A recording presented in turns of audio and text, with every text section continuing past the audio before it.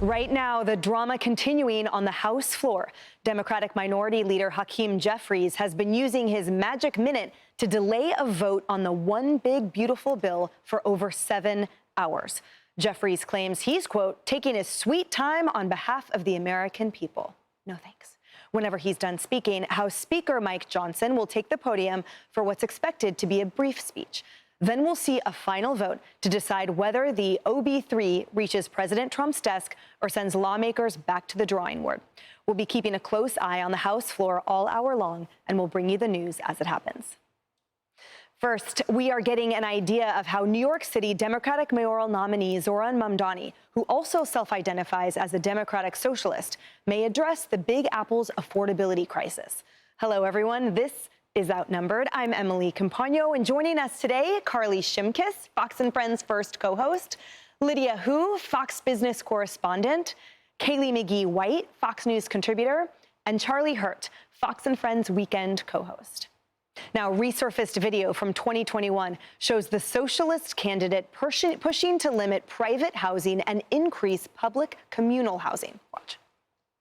Why do so many people end up homeless?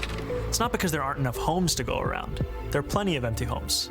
No, it's because housing people is not the primary goal of developers or landlords. Their goal, simply put, is to make a profit. If we want to end the housing crisis, the solution has to be moving toward the full decommodification of housing. In other words, moving away from the status quo, in which most people access housing by purchasing it on the market, and toward a future where we guarantee high-quality housing to all as a human right. But history shows that public housing has been plagued by chronic underfunding, leading to major problems in both big and small cities across the country. From New York City and Chicago to Boston and Pittsburgh, horror stories of problems inside public housing units capture just how bad some of the conditions are. Cancer-causing chemicals, mold and neglect, infested with mice, rats, roaches, and toxic mold. Those are just a few. President Trump, vowing to act as a safeguard against some of Mamdani's more radical proposals, wrote this on Truth Social, quote, "I'm not going to let this communist lunatic destroy New York. Rest assured, I hold all the levers and have all the cards. I'll save New York City and make it hot and great again, just like I did with the good old USA." Charlie Hurt, lots to unpack, and I see you delighted by his Truth Social post.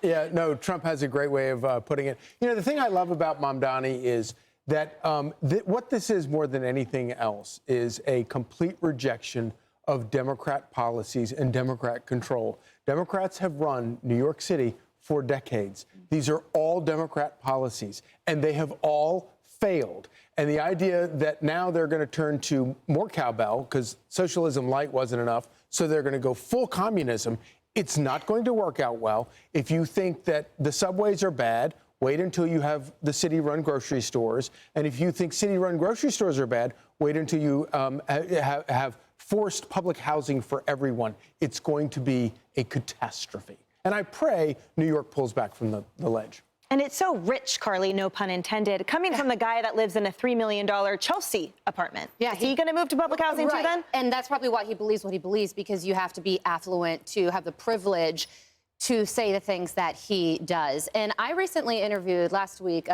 Republican Assemblyman Matt Slater, who serves with Mamdani right now. And he said that Mamdani once joked with him, saying, "We are both red, just different shades," meaning you're a Republican and I'm a communist. That was Matt Slater's actual interpretation of the joke, which I think should be an article written in a major focus in and of itself.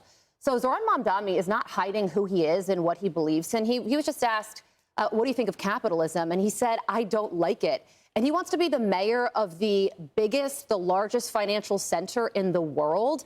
The Wall Street Journal recently described him saying that Zohran Mamdani is the living embodiment of the summer of 2020, which I think is a totally accurate description. And it's also why I'm not bullish on his ascension to power, because I think that most people and most Democrats are over that. And the proof is that Donald Trump gained 95,000 votes in New York City this past election, and Democrats lost 500,000. So I think the only way Mamdani wins is if the other candidates split the vote, which is why Andrew Cuomo needs to get out of the race and why Bill Ackman just endorsed Mayor Eric Adams. So Zohran Mamdani may have the vocal, young, energized, white portion of the Democrat Party, but it's now Mayor Eric Adams' job to keep it in the minority. Yeah. All right, Lydia, so strategy aside for a moment, anti-Semitism aside for a moment of this candidate, talk to us about the economic, disastrous potential to the city even more, because we haven't recovered from COVID. Midtown's still empty. Still empty. People are still leaving. You know, one thing that I think is so appalling is that Zohran Mamdani knows about the quality and the condition of public housing in New York City, being an assemblyman that represented a portion of Queens for several years. I formerly was a reporter, a local news reporter here in the city, so I've had the opportunity to do a lot of stories focused on public housing, having visited residents there to talk to them about the dire and disgusting and frankly sometimes unlivable conditions of some of these buildings. You're talking about infestation. You're talking about mold, lack of ventilation, claims that they're being made sick from living there. And then on top of that, there's just recently a huge investigation by the DOJ that unveiled years of fraud and corruption where people that were working at the public housing developments were taking millions of dollars of bribes. Even after this was uncovered, what did the public housing do after folks admitted to this? They went back to the same contractors and allowed them to continue to work with these same folks. So if you are for unlivable conditions, if you are for unhealthy apartments, if you're for fraud and corruption, then yeah, maybe Mamdani's plans for public housing and commune living sound great. But I would be concerned if you're worried about how, housing, how we're going to get out of this affordability crisis across the country. Mamdani's, plan might be something you should take note of because that's what the Democrats are going to be pushing now. Yeah, and so Kaylee, talk to us about that. So the breakdown, really the minority communities, the underserved, the lower income communities here did not vote for him at all, right? He got the rich, white, Upper East Side vote. But how does this bode for the Democratic Party moving forward? What are they going to do with this socialist wing? And I have to admit, guys, when I saw the president's Truth Social post, I was like, oh, thank God. I mean, as a New Yorker, I was like, yes, thank you. Please, someone, we need a Batman to prevent this. He is going to make New York hot again. It's interesting. Democrats are really embracing Zohran Mamdani, endorsing him in the general, which is quite shocking. And I think they're doing so because he was able to tap into the young adults vote. They know that is a demographic that they are struggling with, and they want to be able to tap into that. And unfortunately, Mamdani's plan for public housing, this is a great example of the larger progressive delusion that true socialism will work. It just hasn't been tried before. But that's exactly the kind of message that young adults fell for. And the reason why is pretty simple. Young adults are struggling economically. And they are being persuaded by quick fixes and temporary solutions that actually do nothing to address the long-term crisis they're facing.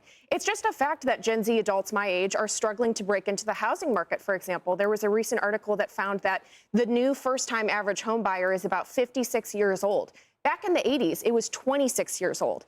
There are massive barriers to entry for Gen Z adults, and very few political leaders on either side of the aisle are talking about those issues, let alone proposing solutions to them.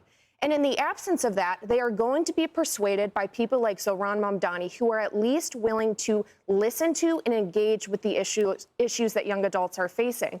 And so I think Peter Thiel actually put it pretty well. He was talking about why so many young adults are being persuaded by socialism. And he said that if you don't have any investment in the capitalist system, you're more likely to turn against it in the first place. That is something that both political parties are going to have to wrestle with.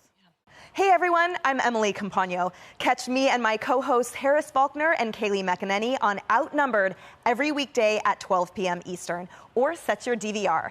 Also, don't forget to subscribe to the Fox News YouTube page for daily highlights.